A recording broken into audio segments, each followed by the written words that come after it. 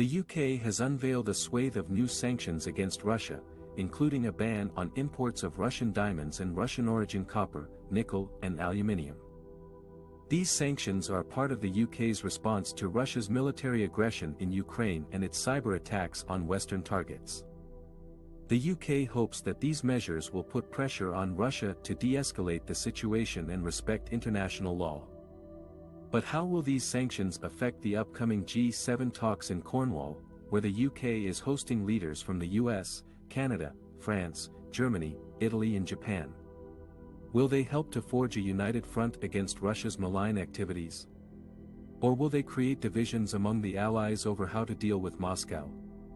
And how will Russia react to these sanctions? Will it retaliate with its own measures or seek dialogue with the West? These are some of the questions that we will explore in this video.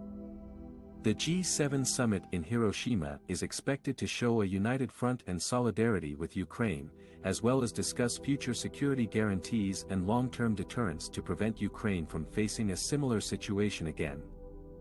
The summit comes amid a tense standoff between Russia and the West over Moscow's invasion of Ukraine last year, which has left thousands of people dead and displaced millions more. The G7 leaders have condemned Russia's aggression and imposed a series of sanctions on its economy, targeting key sectors such as energy, metals and diamonds.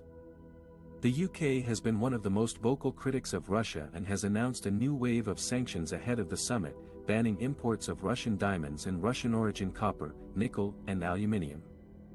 The UK has also sanctioned another 86 individuals and firms linked to Vladimir Putin's military-industrial complex, taking the total UK sanctions list to over 1,500.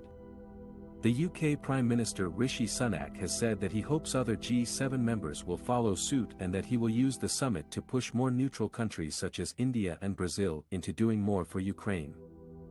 Sunak has also stressed the need to talk to countries around the world and make them realize the war crimes Russia is committing inside Ukraine and why everyone should support bringing about a peaceful resolution to the conflict. The US has also signaled that it will unveil another round of sanctions against Russia at the G7 summit on Friday as the alliance issues a statement of solidarity with Ukraine. A senior US official said that the sanctions would target individuals and entities involved in Russia's military operations, cyber attacks and propaganda campaigns against Ukraine.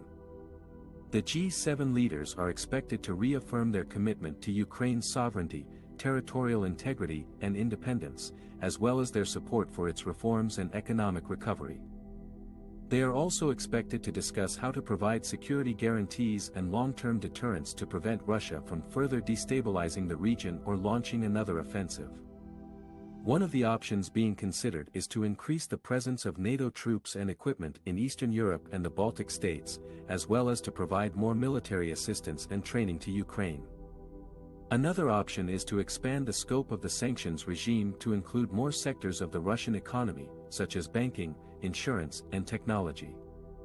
The G7 summit is being held in Hiroshima, a city that was devastated by a US atomic bomb in 1945 and that symbolizes both the horrors of war and the dividends of peace. The G7 leaders will visit the atomic bomb dome at the Hiroshima Peace Park on Friday and pay tribute to the victims of the nuclear attack.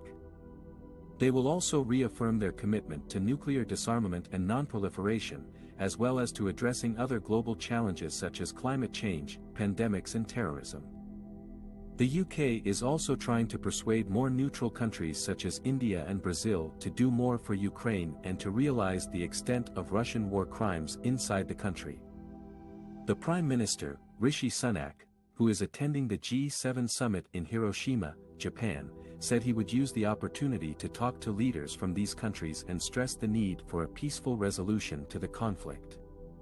He said he wanted them to understand what was going on, the war crimes Russia was committing inside Ukraine and why everyone should support bringing about a peaceful resolution to the conflict.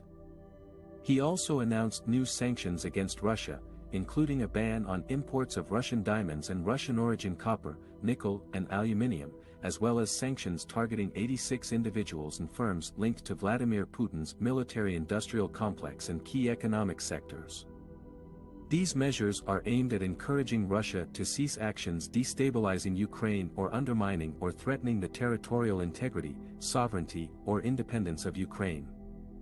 The UK has already imposed tariffs of 35% on diamonds and metals from Russia last year, massively reducing trade, and has frozen the assets of 5 banks and 3 Russian billionaires. However, these sanctions could have more impact if they are joined by other nations, especially those that have maintained a more neutral stance over Russia's invasion of Ukraine. Sunak said he hoped that countries like India and Brazil would see the importance of standing up for Ukraine's sovereignty and security.